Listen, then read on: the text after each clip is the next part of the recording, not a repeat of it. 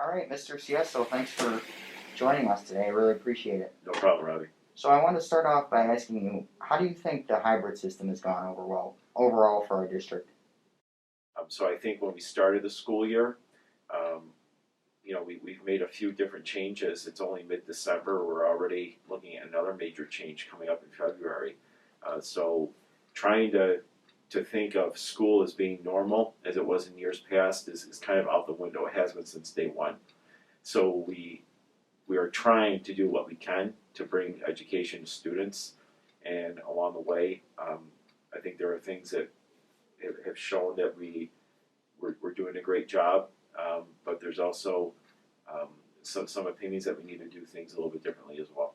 So have you noticed any advantages to the hybrid system over the past couple of months? Do you mean advantages as opposed to regular school? Yeah. I would say largely no. What we really would prefer, and I think students would like this too, is for everyone to be here, business as usual, 5 days a week. Right, exactly. Everyone together. We can't do that because of the nature of COVID, and we understand that. So I think what we're trying to do is what can we do with the parameters that we've got to follow and live under until whenever it is that we can come back a little bit more fully as. So, as somebody who's had an experience in education, obviously, do you think it will pose a challenge for teachers to teach both in person and online at the same time? 100%, absolutely. It's been a challenge this year, and I also think it is going to be a challenge coming from. We absolutely know that. This whole year is not ideal. Overall, are you satisfied with the performance of the students using the hybrid model of learning?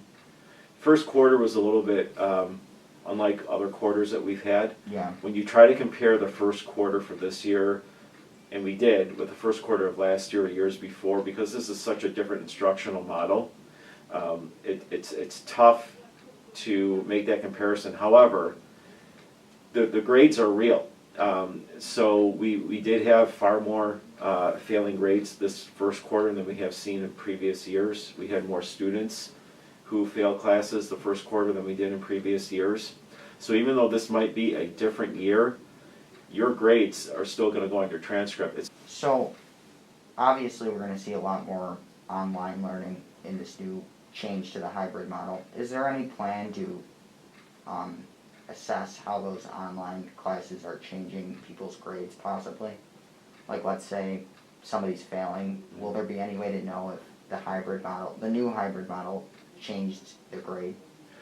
So to be honest, I don't know until we actually start doing it. That's one of the things that, with all of the uncertainty around moving in February to more live instruction, one thing that we are hoping for is that maybe it will re-engage students who have been struggling with their learning, or some students who have just chosen not to engage that much at all, Yeah. and kind of force them into not only a school schedule, but a little bit more forced engagement. It might help ease students' anxiety, and it might actually ease their workload. Because if you're in front of your teacher 2 days a week, and then you're responsible for your learning the other 3 days, that can be tough for some students. Some students can handle it fine. So, I believe this semester students were expected to complete about 95 minutes per week of at-home work for the hybrid model. Will that change to a lower amount of homework once we go into this period of Zoom 2 days a week? I would imagine, yes. I think what's going to happen is that, like I said, it's going to be, there is going to be an element of teacher discretion in terms of beyond the minimum of what we set as a building in terms of what students have to log in for. Beyond that, that could be the difference in what amount of work students might have to do. What we don't want is 6 hours of Zooming, and then on top of that, 5 hours of homework a night. Yeah. That's tough. However, it's also tough for our teachers to try to plan to do all of this to a certain minute standpoint. So I think everyone goes into this with the best intentions, trying to make sure that we're supporting the students. Right.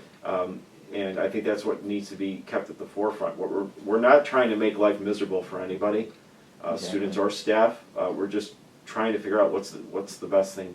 How is the high school developing teaching strategies for remote learning?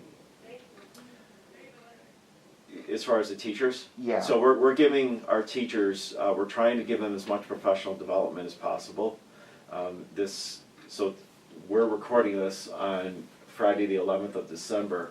The next Wednesday the 16th, we have some teachers who are going to be teaching their fellow teachers about some, we call it the tricks of the trade, some new innovations in instructional technology, like CAMI, for example. Yeah.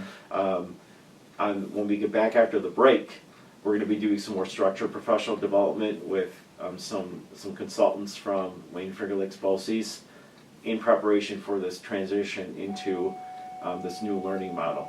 So on Wednesdays, what we're doing is we're allowing our teachers that time to work in their professional learning communities within their own departments.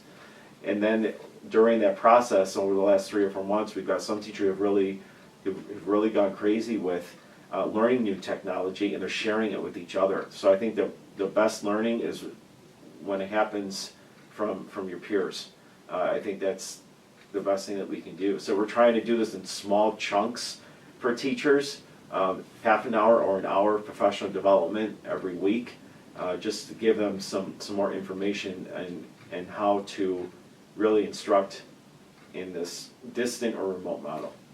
Gotcha. So one last question. Yep. Is there any plan for returning to a 5-day school week of in-person learning? To be honest, we have not discussed the transition back. I would say that we do have a plan for 5-day instruction. It's what we've done prior to March of 2020. However, the transition back is going to have to happen. I was talking to a veteran teacher a couple of days ago who has been doing this for over 20 years, and she told me, you know, I'm a vet, I know what I'm doing in the classroom, but now I'm so used to doing this new model that if and when when we go back to 5 days of instruction with all of our students, I'm going to have to kind of relearn how to do that because I've already kind of shifted my mindset into this new distant learning model. Right. So we have not had any indication from the governor or from the federal government that we're close to having all of our students come back anytime soon. So we're kind of moving forward with our distant learning models that we've got. But when we get a better idea of when we can come back as a full school across the state or the country, we are going to have some transition plans because you can't really just say all of a sudden, all right, now we're going to go back to the way things were. Exactly. Because you have to change everything from school tool in our calendar to the lunch ordering. We'd have to kind of restaff what the cafeteria would look like for lunchtime, after school activity period. So there's a lot that goes into going back to the way things were. So we haven't started those discussions yet, but I can't wait until we do. So that's what I'm clinging to. All right. Thank you, Mr. Siesto. It's been a pleasure. All right, Robbie, thanks for coming in. Yeah.